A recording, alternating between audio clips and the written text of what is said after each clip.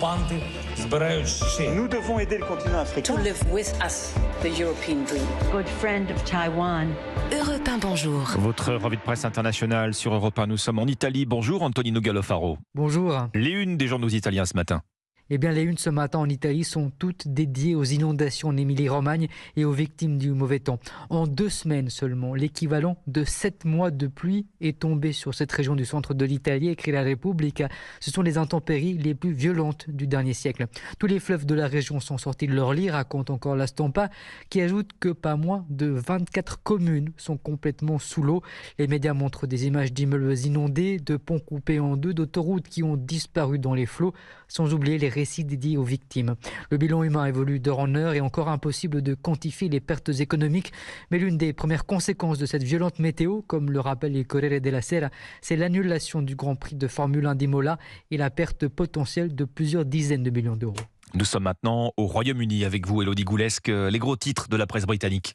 Eh bien, ce dont on parle ici, c'est d'un scandale révélé par Sky News. Des parents désespérés volent du lait en poudre pour continuer à nourrir leurs enfants, titre la chaîne anglaise. En cause des prix ayant trop augmenté, rendant le lait pour enfants inabordable pour certains. The Independent recueille le témoignage d'une famille qui est passée à l'acte.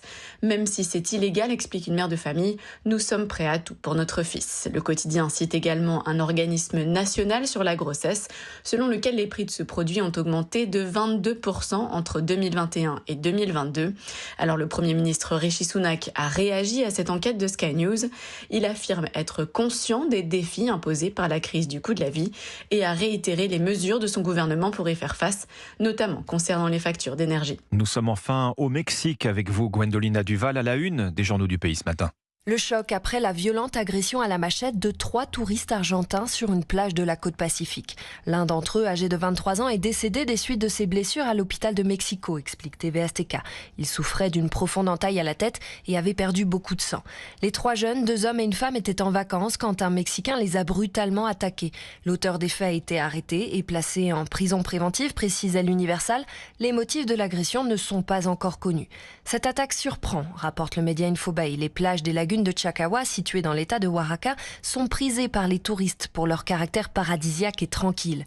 Et selon El País, malgré une criminalité importante au Mexique qui frôle les 100 homicides quotidiens, la violence des groupes narcos avait plutôt épargné cette zone jusqu'ici. Merci Gwendolina Duval, merci à nos correspondants. 6h50.